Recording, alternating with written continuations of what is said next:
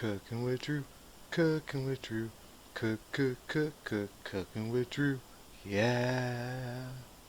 Buongiorno, friend.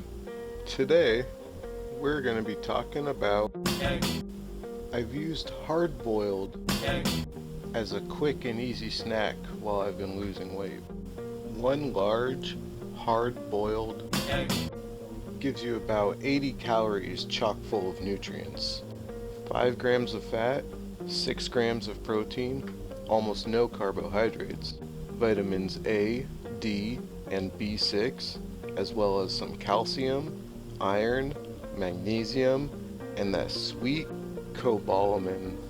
Of course, the worst thing about HB is peeling them, but this method will provide about a 90% easy peel success rate.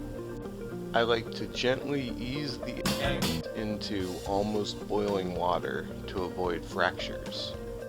Once all of your eggs have been gently transported to their watery grave, return the water to boiling, or get it to boiling. Once the water is to a strong rolling boil, go ahead and turn off the stove and just leave it there for about 11 minutes. During this time, it's a good idea to start an ice bath to stop the cooking process of the egg. For a long time, I thought this step was responsible for the easy shell membrane and egg white separation that comes with easy peeling.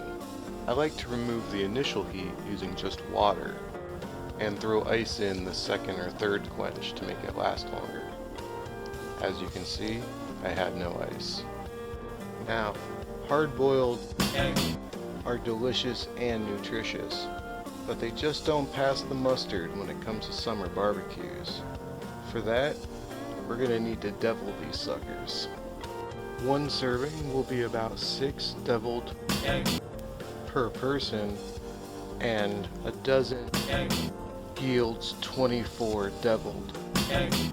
So if it's a big barbecue, go ahead and grab that 5 dozen pack, or pick an easier side to bring. The trick to peeling is to keep the membrane between the shell and white attached to the shell.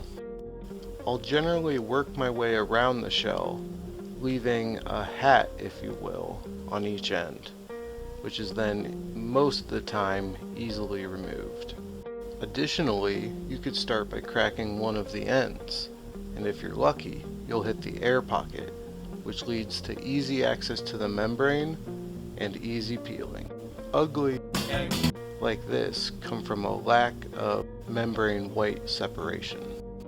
Once peeling has been accomplished and each egg has been checked for tiny pieces of shell, each egg needs to be cut long ways so they lay down nicely and have their yolks extracted into a separate vessel.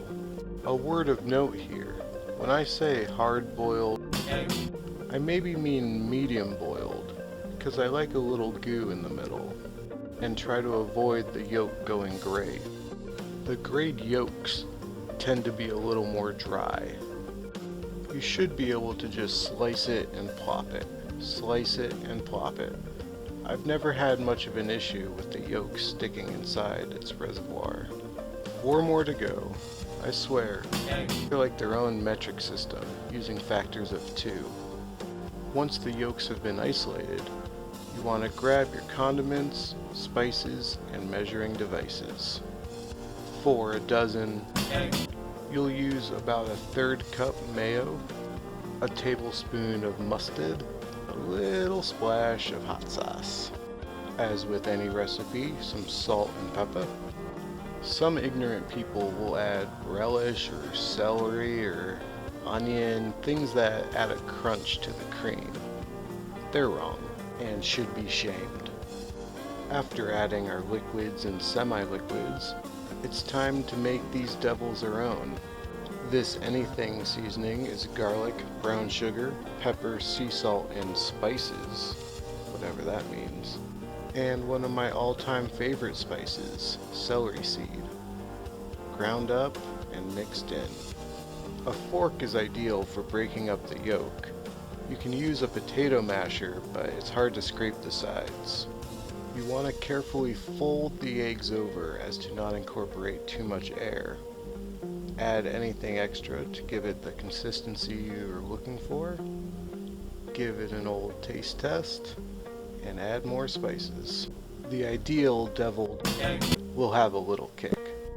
When your yolk cream is acceptable, you want to transfer it into one of those frosting bags with the fancy star tip. Being as we're low rent here, I'm going to cut a corner off of this sandwich bag and pump this mess back into the eggs. Just start off slow so you don't run out of filling, and work your way through the egg. You should have enough filling, but you want to be safe. You want each egg to be cupping a nice, fresh, turd-looking pile. And then finish off with a dusting of some old world paprika. Don't do this too early because the yolk can dry out and become discolored. Thanks for cooking with me. What would you like to see me whip up next time? Let me know in the comment box down there. It's been my pleasure to offer this ad-free cooking experience to you. If you want to see more, click on one of these boxes, or follow me on Instagram @DrewsEnthused. Bon appétit!